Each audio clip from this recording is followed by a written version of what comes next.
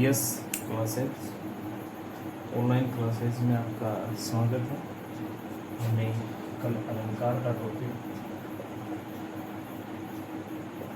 पढ़ा था, परिभाषा के बारे में, उसके वर्गीकरण के बारे में जानकारी ली थी और आज उसी कड़ी में आगे बढ़ते हैं। अभी मैं लेता हूँ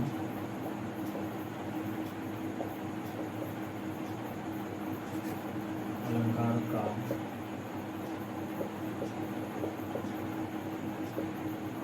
विवेचन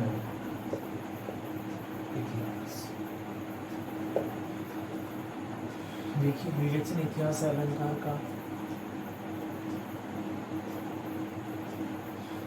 सबसे पहले विवेचन इतिहास के अंदर हम जानेंगे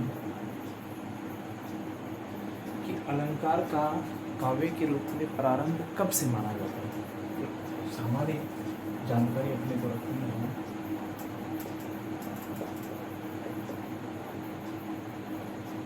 अलंकार का काव्य में प्रयोग की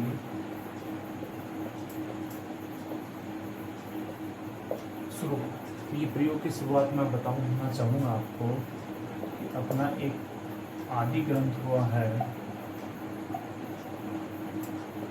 और उस आदि ग्रंथ का नाम क्या है आप सब जानते हैं, ऋग्वेद।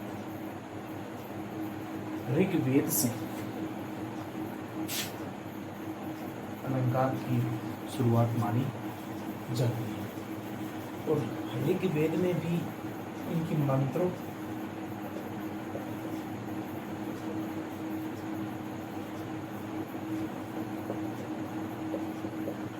में उपमा अलंकार का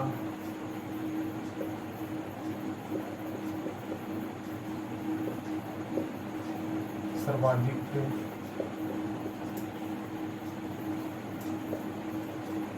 प्रयोग हुआ।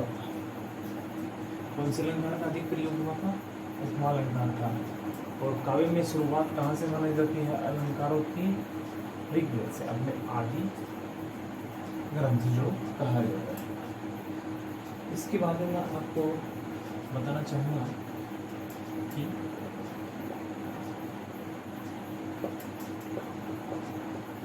काव्य में अलंकारों प्रयोग आचार्य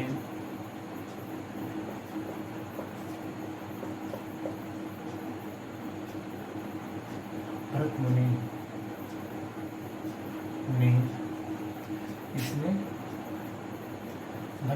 ने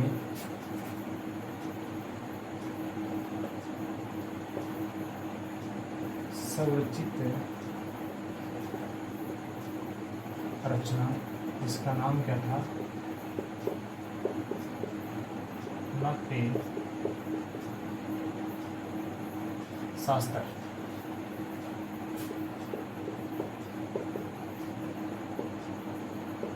में किया। इन्होंने 4 अलंकार बताए। कितने अलंकार बताए इन्होंने?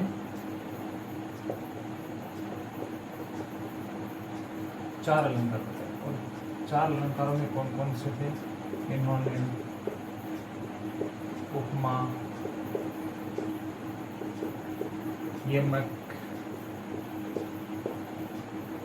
रूपक, दीपक। उपमा, यमक, रूपक और दीपक, ये 4 अलंकार इन्होंने बताए थे। कितने बताए भाई? 4 अलंकार। तो ये मान के चलो, काव्य में प्रारंभ में कितने अलंकारों का प्रयोग हुआ था? 4 अलंकारों का ही प्रयोग हुआ था। इसके बाद में क्या होता है, आगे की कड़ी के अंदर चलते हैं तो अपना ग्रंथ आता है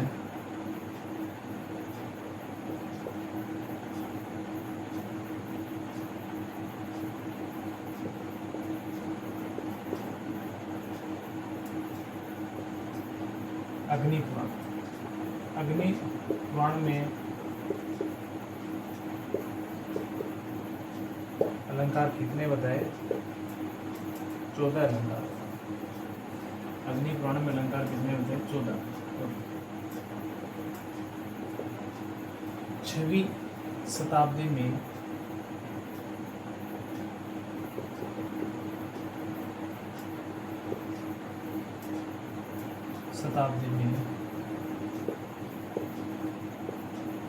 आचार्य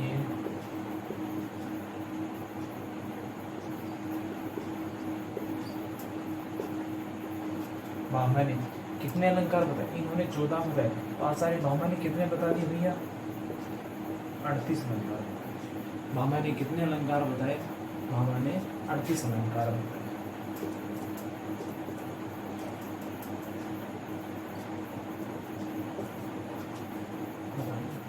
इसके बाद में आगे की कड़ी रुकी नहीं है, फिर भी चल रही है। तो ये 8वीं शताब्दी के अंदर आचार्य दंडी, वामन, उद्भट ने कितने बता दिए? 52 बता दिए। इन्होंने कितने बताए? 52 बताए। अभी चलते हैं, फिर भी ये सिलसिला रुका नहीं है, जारी है।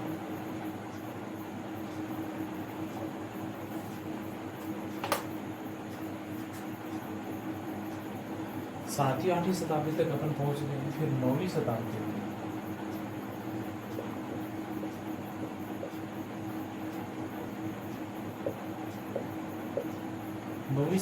के अंदर आचार्य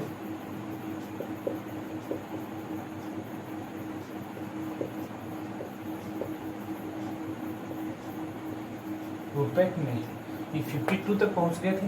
इन्होंने कितने बता दिए? 81। कितने बता दिया? 81 बता दिए। इसके बाद में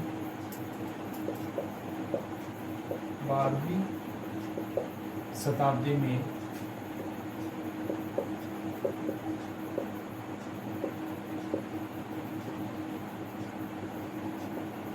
आचार्य मम्मट ने 81 तक पहुंच गया था। आचार्य मम्मट ने कितने बता दिए? 103, 103। इसी 12वीं शताब्दी में आचार्य हुए और उनका नाम था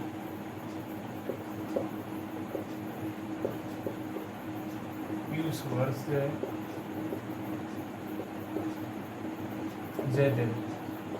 इन्होंने कितने बता दिए? 104। इसके बाद में 12वीं शताब्दी के बाद में 16वीं शताब्दी में आचार्य हुए अप्पे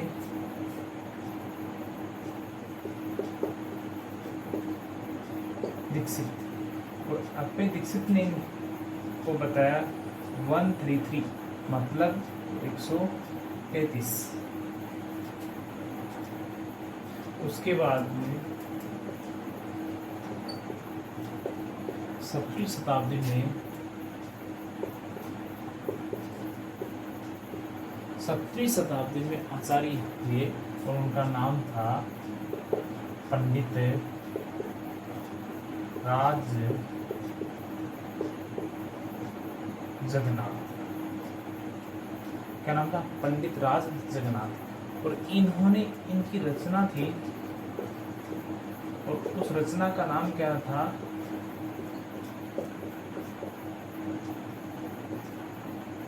रस गंगाधर। और इस रस गंगाधर में इन्होंने कितने बताए थे?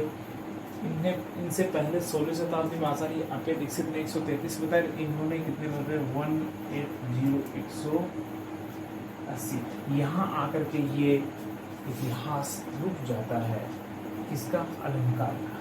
और वर्तमान के अंदर आज सर्वमान्य सर्वविदित प्रचलित काव्य में 180 अलंकारों का प्रयोग किया जाता है। ये एक क्या था, अलंकारों का इतिहास था, इसके बारे में हमें ध्यान देना चाहिए।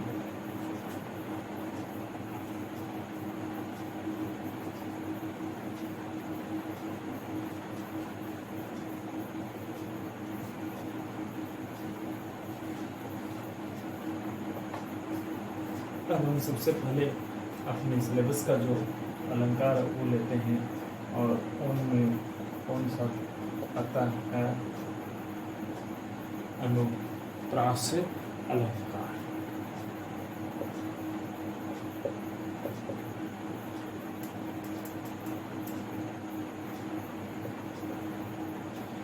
देखिए, अनुप्रास अलंकार क्या होता है? जब काव्य में एक ही वर्ण की एक से अधिक बार, एक ही वर्ण के दो या दो से अधिक बार स्वर के एक ही स्थान पे अगर आवर्ती होती है तो उसे क्या कहते हैं, अनुप्रास अलंकार कहते हैं। या अपन इसको यूँ भी कह सकते हैं, जब पद में क्या होता है, जब पद में किसी भी व्यंजन वर्ण की कर्मानुसार एक से अधिक बार आवृत्ति होती है उसे क्या कहते हैं, अनुप्रास अलंकार कहते हैं। तो देखिए, अनुप्रास अलंकार की परिभाषा के अंदर मैं लिखता हूँ, स्वर का सम्मेलन, स्वर का सम्मेलन चाहे हो या न हो, स्वर का सम्मेलन चाहे हो या न हो, व्यंजन की, समझ रहे हो ना आप इसको, थोड़ा सा पद्य के रूप में मैं इसको लिख रहा हूँ, स्वर की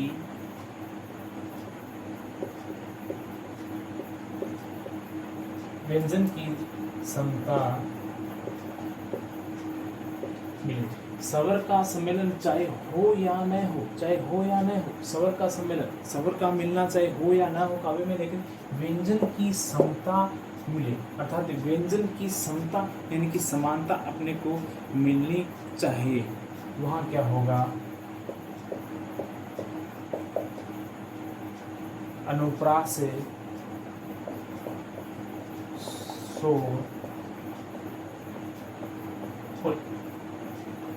अर्थात अपन इसको यूं भी लिख सकते हैं,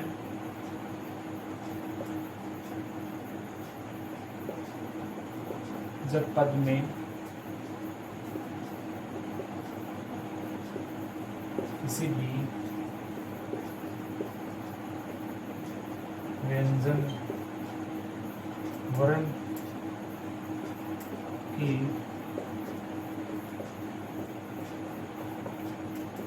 कर्मानुसार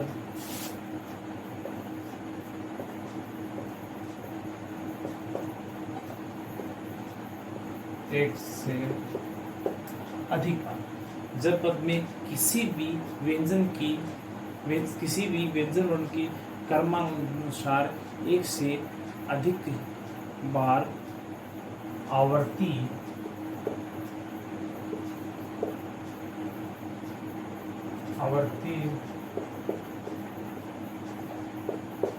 होती है, वहाँ अनुप्रास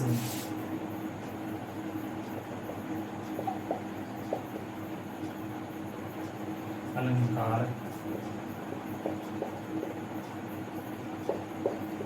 होता है।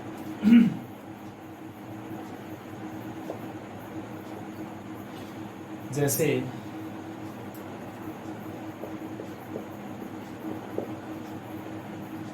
भगवान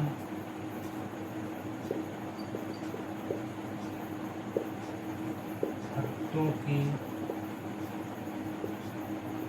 भयंकर, लिख रहा आपको यहाँ, भगवान भक्तों की भयंकर, कौन से वर्ण की आवृत्ति हो रही है?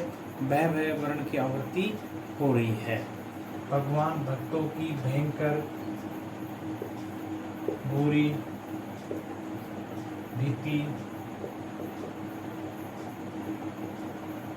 भगाइए। इसमें कौन से वर्ण की आवृत्ति हो रही है? भय वर्ण की आवृत्ति हो रही है।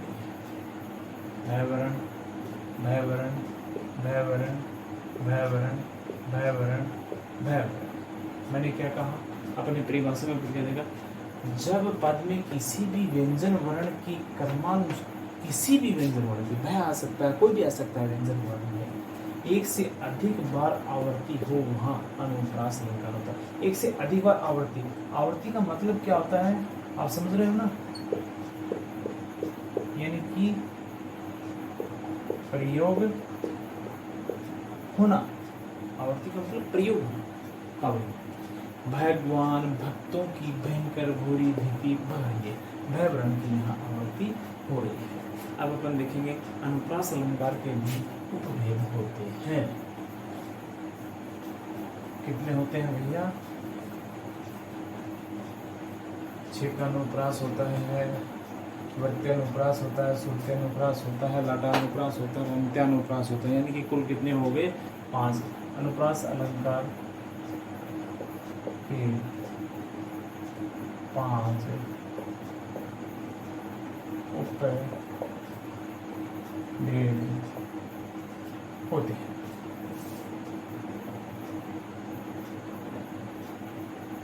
सबसे पहला क्या है? कौन सा है?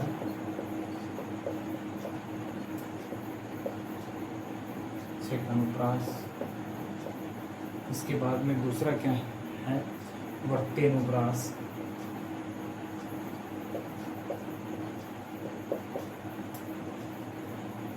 इसके बाद में तीसरा कौन सा है? वर्तेनुप्रास हो गया। वर्तेनुप्रास से मिलता जुलता ही है सब सुरतेनुप्रास।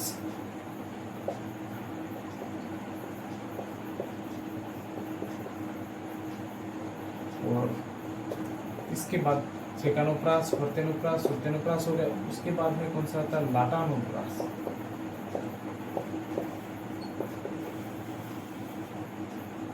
उसके बाद में अंतिम कौन सा आता है? अंत्यानुप्रास।